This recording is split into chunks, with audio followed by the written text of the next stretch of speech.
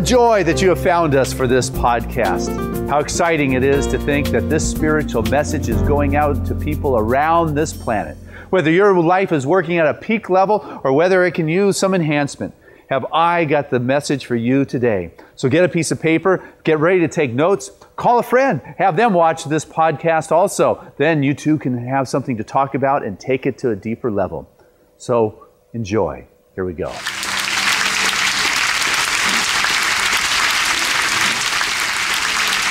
I love it, I love it. Hey, good morning, Seaside. Hey, good morning. What a joy it is to be with you on this fabulous day. It is truly a fabulous day. I believe it. I know it. And what we've been doing this year is going over 52 timeless truths for transformation. And this morning, wholeness for me is a very important one. When I created the foundation curriculum for our whole movement, one of the spiritual principles I put in there instead of healing was wholeness. Because for me, healing, there was this sense like there's something that needed to be healed. There's something that needed to be fixed. There was something that was wrong. And what wholeness says to me is there is a whole picture here. The wholeness of our being is already true and it's already established. And this is what I get to step into. This is what I get to begin to see in a way that is just more powerful way to be. When I wake up in the morning, from my house, I look out the bedroom window and I see the magnificent ocean, the big, powerful Pacific, with the blue and its waves, and it's all the magnificence of it is. But I'll tell you, several days in the last few weeks, I have awakened in the morning to a big gray fog bank. Just nothing. Now, if I didn't know there was some magnificent presence out there called Pacific Ocean, I would not have a clue that it is there. Well, the metaphor for me is in our life, sometimes we forget the magnificent presence that is right with us all the time. And the fog of our doubts and our fears and our concerns and our worries and our anxieties or whatever it is we conjure up begins to create a haze and a fog that gets thicker, and we cannot see the magnificent presence, that God presence that is right there waiting to be seen. You'd be fooled to say, hey, there's no God here. My world stinks. Maybe not that bad, but you can't see the ocean, because I wouldn't know that it's there. Bless you. It's my job, And so it's the consciousness, or when we begin to see that the whole picture, there's more there than is presently showing up. My son, Trevor, has been collecting ever since he was this big, Hot Wheels. I think it's a kid thing. They're like the 99-cent toy you can get them whenever you go to the store to get out of there cheaply. And so he has got Hot Wheels and Matchbox, big bag of them, and they're all over the house. And I step on them, I throw them in there, I pick them up. There's like hundreds of them in the bag. They're just, I don't even know what they are. But all of a sudden, when he looks through there and he finds one, all of a sudden it becomes a special one. And he starts playing with it on his play set toys. And it's like, I get down there, wow, that is a pretty cool one you got there, Trevor. Look at that Jaguar or that Ferrari or that convertible.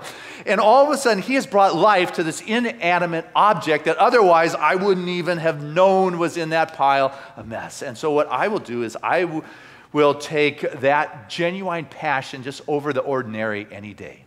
What I want us to get is that we bring the life. We bring the zest into the presence that is always there. That's the whole picture. It is always there. It is just hidden between what I think and the infinite.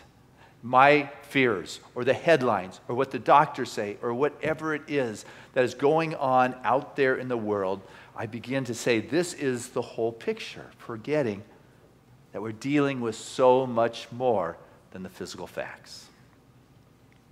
There was a gentleman who tells the story of himself, Chris Carrier, when in 1974, he was 10 years old. He was coming home from school, last day of school before the holiday break. And on his way home, just a couple doors from his house, a guy comes up and says, hey, I'm putting together a party for your dad. Would you help me, decorating? I thought, well, this must be my dad's friend. Absolutely, count me in. Little did he know that this man held a grudge against his family, for he had worked for one of the relatives as a nurse, giving the kind of care for an elderly, and they fired him because of his drinking problem. And so what he did is he took Chris in a car, he lived in Coral Gables, drove north of Miami, and stabbed him with an ice pick several times within his chest. From there, he went west to the Everglades, took him out shot him through the head. The bullet came out the right side and left him for dead and dying. Fortunately, the bullet, if that's fortunate, went through and went behind the eyes and didn't touch the brain, didn't impact the brain. It was a true miracle. And when Chris gained conscience 6 days later, he didn't even know he had been shot. He wandered to the road, he sat down, and somebody picked him up. They brought him home, and they worked on getting him back into a healthy condition. 2 weeks later, he described to the police artist what this guy looked like. He drew him. The uncle said, I know the guy. He worked for us. They brought him into the lineup, and Chris, at that time, the trauma, the fear, the anxiety, he couldn't identify him out of the lineup. They didn't have any solid, concrete evidence. They had to let him go. Through the love of his family and friends, Chris regained his composure, was able to go back to school. But for the next several years, he just had the night terrors. He was afraid someone was going to break in the back door. He'd wake up just shaking at night. He ended up every night at the foot of his parents' bed. Then when he was 13, what Chris said is he was at the church group, and he just realized that it was a miracle that the bullet went through. He had lost sight in his left eye, but there hadn't been any brain damage. That truly was a miracle. He lived. They found his way back to the road. And obviously, he just got that the love of God for him was such that he made it through this experience. And it was in that moment that if he realized he was protected then, that his life will be protected always. And he gave up his fear, and he gave up his terror. He grabbed a larger picture, the whole picture, as opposed to the stuff that the world was saying, isn't this terrible? And Chris went on to graduate from high school, get his bachelor, and then a master's, found a beautiful person that he married, spent his life with, had 2 beautiful daughters. And what was interesting, about 10 years ago, the sergeant from the Coral Gables Police Department called Chris and said, there is this man who has confessed to the crime from when you were a child, and it was that guy. And so Chris went to visit him. He was alone, nursing home, glaucoma, couldn't see. And the guy said, I'm so sorry. And Chris said, I forgave you. I let it go. And Chris went back to visit him again. This time he brought his wife. And then he went back again and brought his children. And they occasionally would visit this guy until he died. And Chris will say, you know what? People might consider me a victim of some horrendous tragedy, but I consider myself a victim of miracles. The miracle that I was still able to function, that my brain did not get impacted. The miracle that I found my life partner, that I have got a wonderful family. The miracle that I have been given every opportunity that anybody else has, that my life has been filled with miracles. And if I had held on to the regret, if I had held on to the anger, if I had held on to the revenge, if I had held on to wanting to get even, I would not have been able to be receptive to the miracles that are there. He was able to let go so he could see a fuller picture. What happens in our life is we get hypnotized into thinking, this is terrible. Listen to what the doctors say. Well, what the doctors say is what the doctors say. That's the physical fact, but it's not the spiritual truth. The spiritual truth can do all things through your body and the world in which you live in, but you have got to believe. You got to see the wholeness of the situation and not the particular, but we get caught in this hypnotic trance. And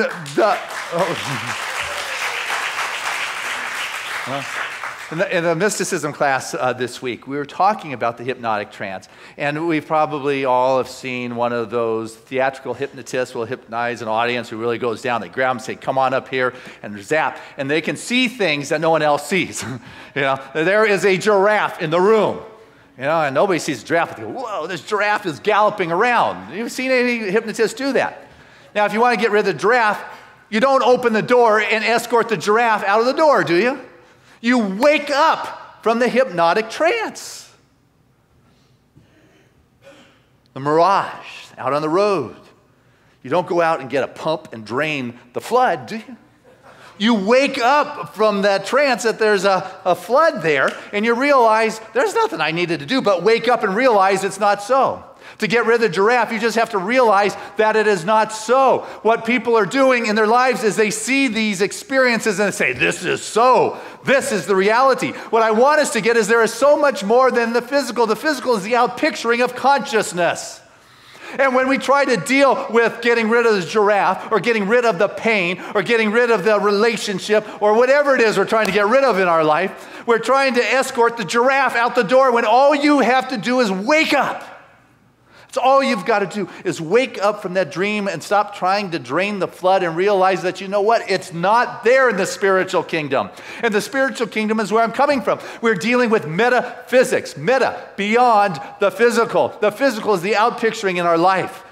And it is our world, as we begin to commune with our true nature, with that God nature, that healing begins to happen. Not because I'm trying to manipulate the outcome, but because I'm communing with the truth of my being. This is wholeness.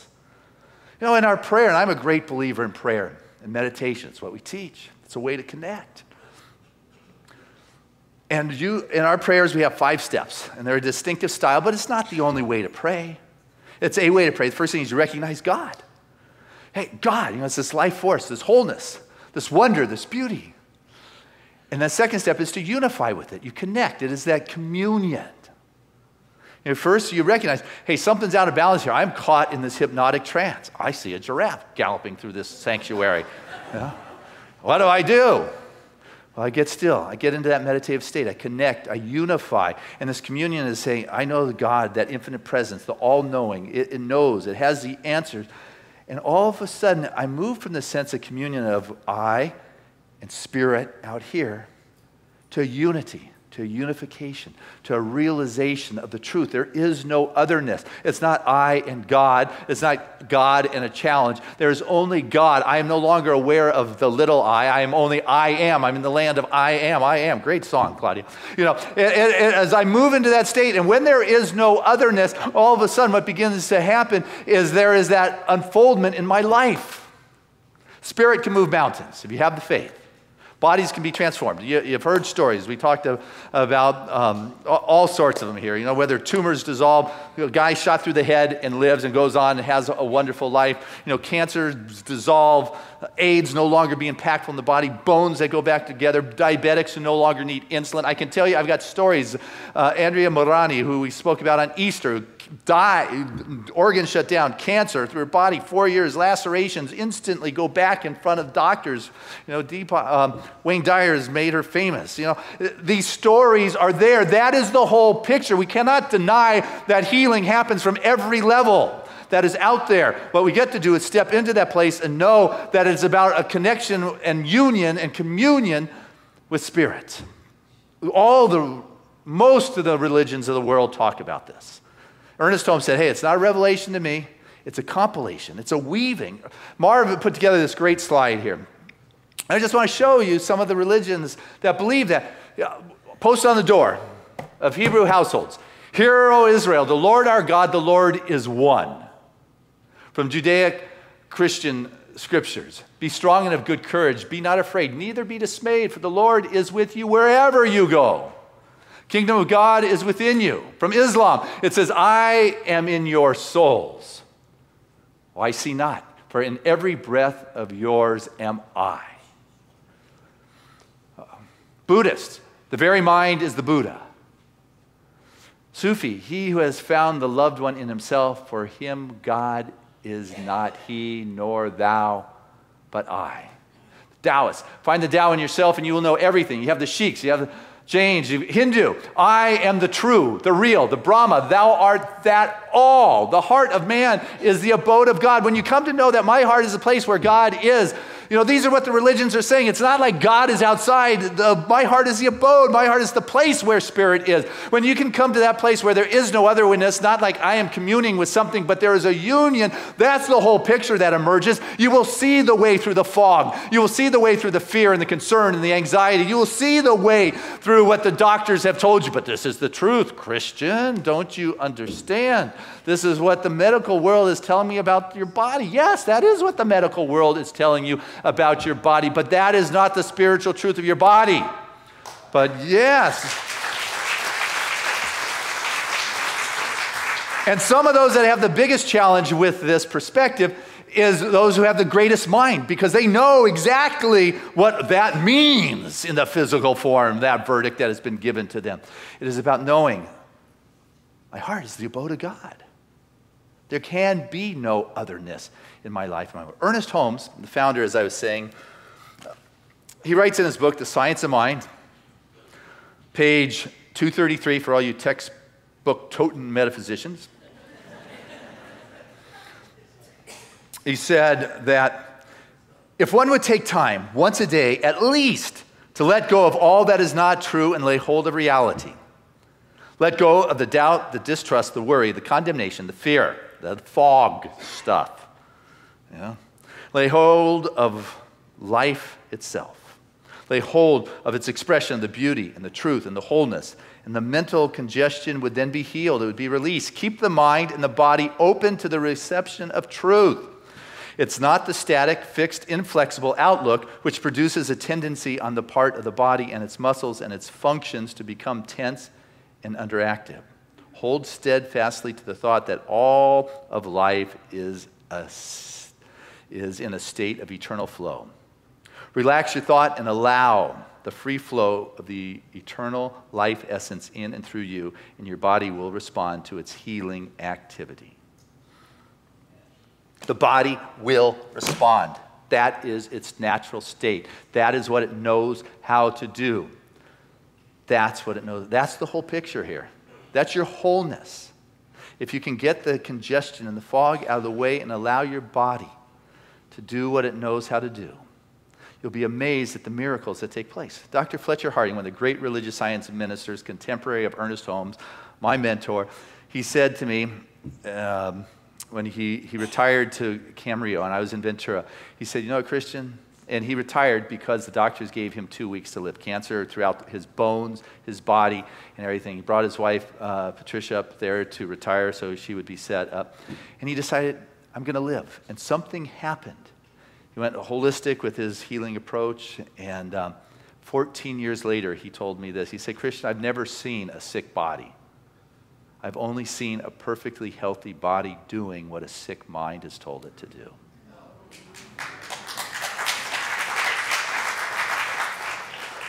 And I share these pieces not to inflict guilt for any reason if we're having challenges in our physical form. That's what happens in this physical body. I share these stories because I watch it time and time again, the wholeness emerge from that which seems unable to surrender to the wholeness. But it does, and it can. And one of the things is you allow the Spirit to move through you. You do that through your expression, your creativity, your volunteering, your giving, whatever it is. What I know is that those individuals who share their creative selves, if they give and they love and they participate in life, what happens is that it's that life flow that's moving through them. That life flow is Spirit. That life flow purges out anything unlike itself. And the whole expression that the wholeness is about restoration to wholeness is the Kahuna approach, is the restoration of wholeness is that flow of life. Creativity is the expression of Spirit. And we live in this amazing creative environment called the North County of San Diego, where we've got artists on every corner who've got all these ideas on how to express life. And what you've got to do is express it. And what I hear time and time again is, well, I'm waiting. You know, I'm waiting for that perfect moment and that perfect opportunity. And they hold their creative expression like a pearl in an oyster in the bottom of the sea, just waiting and waiting and aching and hurting and desiring and waiting. For what? Waiting for a leprechaun to jump out from the tall grass with an invitation from Oprah to make it big in the world? Life continues to give us the opportunities to share our creative expression, to share our gifts. Take advantage of it. You know, if you want to sing, you know, I was told the first service at our church picnic in a couple of weeks, sing over the coleslaw to Reverend Fran. Say, hey, listen to me. You know, sing over the baked beans. You know, if you like to write for the newspapers up and down the coast here, they're always looking for those opportunities for creative expression. You like to paint postcards to your friends, send them. You know, the Picasso's postcards are worth a lot. Don't you wish you had one? You know, send your creative expressions out there. You like to talk, you like to tell stories, go to a nursing home and tell your story. That's where I started. You know, when I first became a minister, there was this nursing home in Newport Beach. Every week I would go there and I would sit around a table of 4 or 5 individuals who loved me with all their heart and soul, but you know, they'd fall asleep while I talked. But you know, but I did it week after week. And when Ventura wanted to see if they wanted to hire me, they sent out their selection committee. And first they said, you got anything we can see you in action? I said, well, I got this group in Newport. And then so that selection committee came down. They took me out to dinner. I called the lady who was the head of this nursing home. I said, can you get any more bodies in there for me? I'd sure appreciate that, you know. And I remember coming from dinner, and they opened up the door to their little rec room. And the room was filled with 100 people I'd never seen in my life. This little old grandma was playing the organ so off key, and the people were twinkling and clapping. That selection committee couldn't help but grab me. They were just so taken by the love that filled that room. Spirit will give back, but life continues. That was a good one. You've got to take those pearls and cast them to the wind like wild flower seeds and let life catch hold of the wind. Just catch hold of what it is you've got to share in this world. It is waiting for you. That is how healing happens. That is how you purge out the stuff that's not working and realize that you're on this evolutionary expression in life and that you have everything that is necessary. Well, I don't have, well, you know what? If you're God, remember that? God's inside, the oneness, there's not two, God, me. Yeah, remember that one? Just a couple minutes ago, okay? You've got it all. Spirit has given it all. It's important to remember. I'm going to say that again. Spirit has given it all. Okay? It's as much today as it was yesterday, tomorrow, or forevermore. It is infinite. It is all present. It is all there. It has all been given. It's not like there's something else out there that I need to get. It has all been given. It's there. So what I need to do is accept it. What I got to realize is, what's that 23rd Psalm? The Lord is my shepherd. That's it. I shall not want. I shall not want. It has been given. So if it's lacking in my life, it's not because it hasn't been given. It's because there's this fog of worry or unworthiness or resentment or anger, or I have got my position and I'm not going to give it up, or I'm going to believe what the authorities tell me. And the fog wall gets thicker and thicker, and you forget there's a magnificent presence right there on the other side waiting to manifest in your world. And so what happens is the fog begins to dissipate lightly, but not right away, not instantly. What happens is life begins to want you to get what is necessary to move beyond the difficulty. And what you need to do is to allow. Got that? You allow. You don't take heaven by storm. You allow. Wow. There's this legendary butcher story, probably fable. But anyway, it's said that for 20 years, he never sharpened his knife. And one of the customers finally asked him, how is that possible? And he said, well, I don't force myself through the gristle and the bone. I go with wherever there's a little resistance, I move. I make slight adjustments, and it just moves through like butter. Well, in life, it's like that. It's giving us. And if we're able to pay attention, we're given the little adjustments that need to be made, not to fight, not to force our way through the bone and the gristle. I know I learned this lesson when I was going on a ski trip. And it was back when I was in Ventura. And I had talked that day, and good winter storm was coming in. I was excited. It was pouring rain out there, and I think we had a T-bird at that time. And it was after dinner. We jumped in the car and we headed on out. It was dark by the time we got to Mojave and got out to Mojave Desert. And my car, when I started late in the day, it had the red engine light on. But at that point in my life, that's not an unusual thing in my cars, engine lights. They functioned anyway. And I'm out there, and then the car starts making a lot of noise. The person I'm with says, I don't like the way that sounds. And I say, well, turn up the radio. And we're driving along just fine, and bam! And the car just coasts to a stop on the side of the road. Now it's pouring rain, pitch black, Mojave Desert, pre-cell phone. I don't know what to do. I know nothing about engines. That's not the gene I was given in this lifetime. And I lift up the hood, and the spark plug is blown out of the side, and I realize that's probably not good. And I close that, I close the hood and say, we better hitchhike into town. Pitch black, hoping we don't run into that guy from Miami or Coral Gables. Put out our thumbs. 30 seconds in the rain is all it took. This lady pulls on over to the side and says, you know what?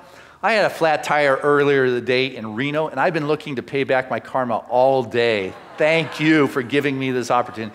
We jump in our car. She takes us to some gas station in the middle of the night in Mojave, and we get out of the car, and it's like, now what? Just so happens the mechanic who'd been gone for the weekend came by to get his paycheck late at night while we had just been dropped off there. He said, I'll give you a ride back to the car. I'll take a look at it, and I'll take the tow truck with me. And sure enough, we go out there. He looks at it and says, Ooh, not good. And he brings the truck back, and what I get from that is life was saying, hey, Christian, add some oil. Your engine light is on. But no, I get to buy a whole new engine instead because I didn't listen. You can try to force your way through the bone and the gristle and the top. I'm going to make it in life because life is a battle and I'm the champion. Poor Lakers, they're finally exhausted. You get tired after a while constantly going to battle. It catches up with you. You've got to learn to, I can just go with the subtle indications and allow life to bring forth the full picture, the whole picture that is here. And Spirit has something for me if I'm willing to recognize that all that the Father has is mine. And it's mine because it's not separate. It's what I am. But what happens is I want to take it on. I want to do the battle. I want to tell God, you need to get rid of this giraffe. I want to tell God, got to remove that flesh. God, would you apprehend this guy who did me wrong? We try through our prayers to tell God to get us a job or get us a relationship or get us some more money. I'm praying for this or I'm praying for that. Well, I want us to remember that God has already given all those things and God isn't withholding it from us. My goodness, if I was praying to give it to me, I would have to believe Spirit was withholding. If Spirit was withholding, that's just mean. We got to recognize that God is that love. God is the abundance. God is that perfect job. God is the reward. God is the fulfillment. God is the intimacy. God is this, and that is what I am, and I've got to open up and recognize that it is here now for me. Yes.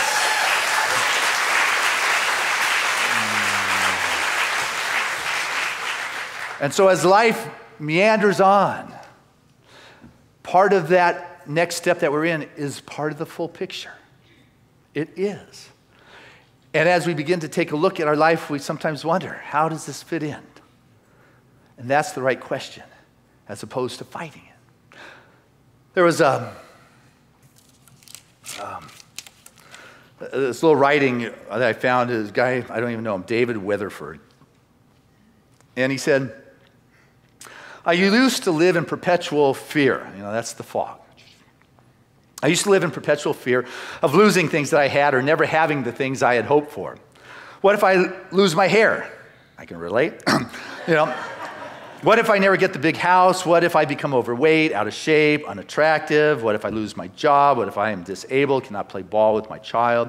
What if I get old or frail and have nothing to offer those around me? But life teaches those who listen. And now I know that if I lose my hair, I will be the best bald guy I can be. And I will be grateful that my head can still stimulate ideas, if not follicles. A house does not make a person happy. An unhappy heart will not find contentment in a bigger house. The heart that is merry, however, will make any home a happy one. And if I cannot work for wages, then I will work for the Lord, and his benefit package is unmatched. And if I am physically unable to teach my child to throw a curveball, then I will have more time to teach him how to handle the curves thrown by life, and this shall serve him far better.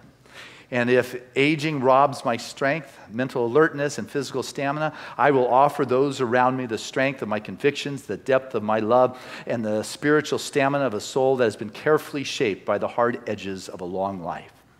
No matter what losses of broken dreams may lie within my destiny, I will meet each challenge with a dignity and a resolve. For God has given me many gifts. For each one that I may have lost, I will have found 10 more that I never would have cultivated were the course of my life to always run smooth. And so, when I can no longer dance, I will sing joyfully. And when I haven't the strength to sing, I will whistle with contentment. And when my breath is shallow and weak, I will listen intently and shout love with my heart.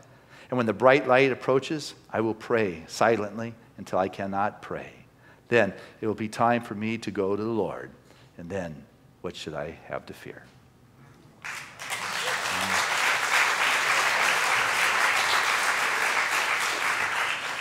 Now, life has its twists and turns.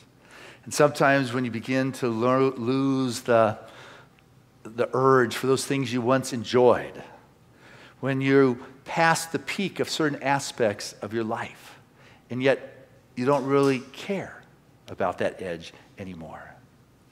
you begin to realize that it is a time for a rebirth. There is the next piece of this whole picture that is there.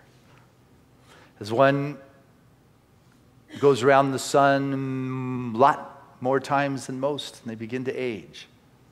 The night becomes a time, the aging becomes like the darkness, where there's angels and there's demons, where there's wisdom, and there's also more wisdom as they get closer to the transitional time. But there's a maturing, there is a faith, there is a willingness to step into the newness. You cannot go back to where those old stories were. There's something else that is emerging, and with a faith and a trust, you can step into that. But with the fear and the anxiety, the fog comes and you cannot see the magnificent presence that is there. There's a lot of people who have the fear. You got a nice smile on their face, but there's pain in the heart. There's sadness and there's fear. And what you get to do as a healer, an ambassador of light, is to be there. Give them a shoulder to cry on. Let them know it's going to be okay. I want you to realize those words help so many. And all you need to do is be there and say, it's going to be okay. You will come through this some way. Remember, you are more than this. You are more than this body. You are more than anything this life has. And when you begin to reach out and touch through love, when you encourage those that are discouraged, when you pull up those that have been pushed down by life and society and situations, you'll be beginning to be that place where spirit is flowing through your creative expression and life is moving and healing. It is wonderful what begins to come to you when you get into that kind of giving, loving place. And I got to tell you, as a parent, I love it when somebody helps me. But I find it even more amazing when somebody helps Trevor, my son. I'll go out of my way to thank them, do something for them. Well, I got to tell you, that Heavenly Father, when you reach out and touch one of his kids, you better get moving, because all the goods can come running towards your way. So God bless you as you care, as you love, as you reach out. And the whole picture becomes clearer and clearer. God bless you as we do it.